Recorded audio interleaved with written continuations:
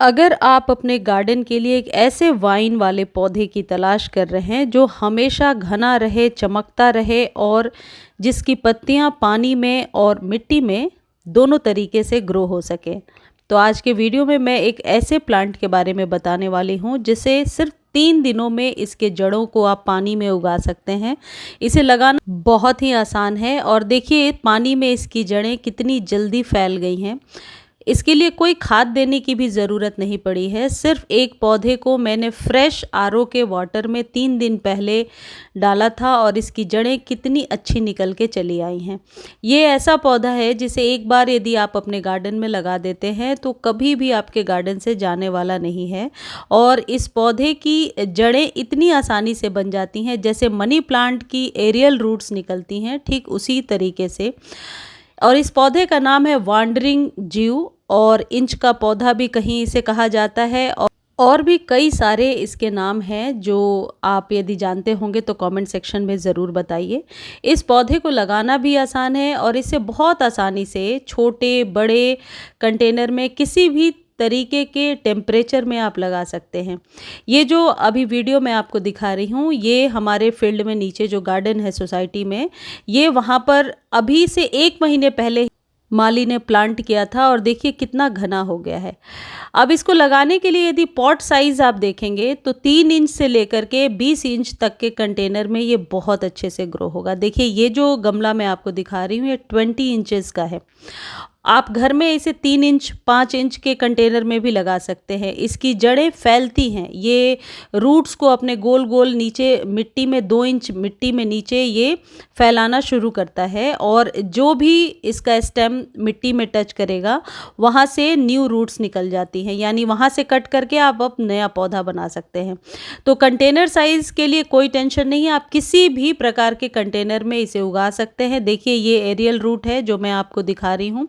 इसको यहाँ से यदि आप कट करेंगे और मिट्टी में दबा देंगे तो वहाँ से नई जड़ें बन जाएंगी। पानी में भी सेम सिचुएशन है, इसे काटिए और फ्रेश वाटर में डालिए।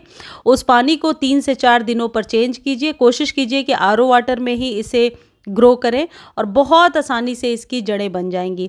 आज यहाँ से मैं लेकर जाऊँगी और फिर आपको दिखाऊँगी कि किस तरीके से इसे आप ग्रो कर सकते हैं।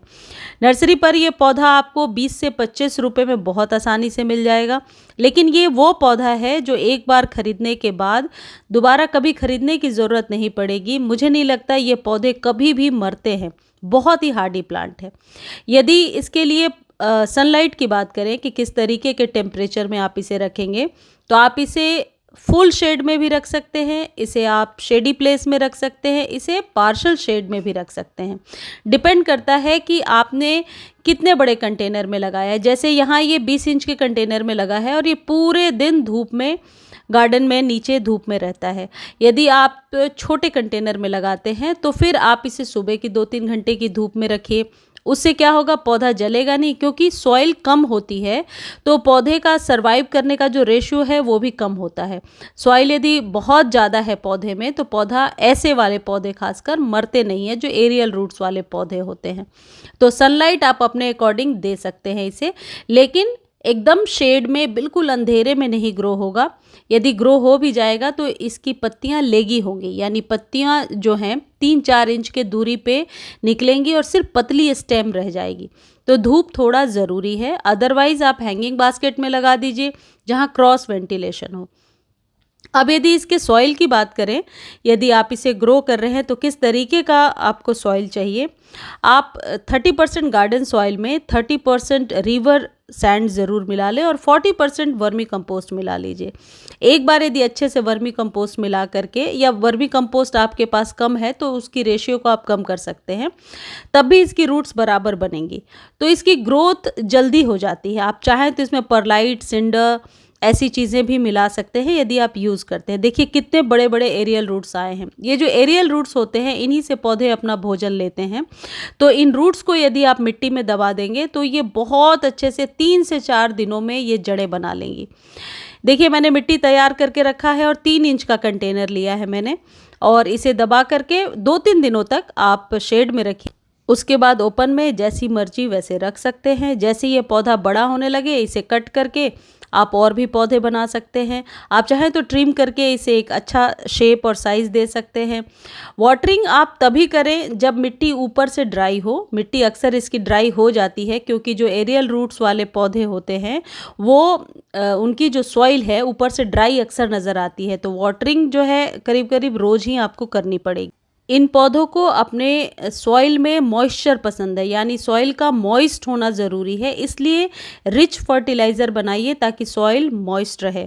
इस तरीके से आप अपने गार्डन में वांडरिंग जीव का पौधा ज़रूर लगाइए और इसे आप लगा करके गिफ्ट कर सकते हैं, छोटे छोटे कंटेनर में लगाकर बांट सकते हैं। इसके पत्ते देखने में बहुत ही खूबसूरत होते हैं। अब बात कर लेते हैं कि यदि आपके पास वांडरिंग जीव का पौधा है लेकिन स्वस्थ नहीं है, पेस्ट वगैरह का अटैक है, तो आप थोड़ा सा दालचीनी या फिर लौंग के पानी से इसे आप स्प्रे कर दें और देखिए आपका पौधा बहुत जल्दी स्वस्थ हो जाएगा।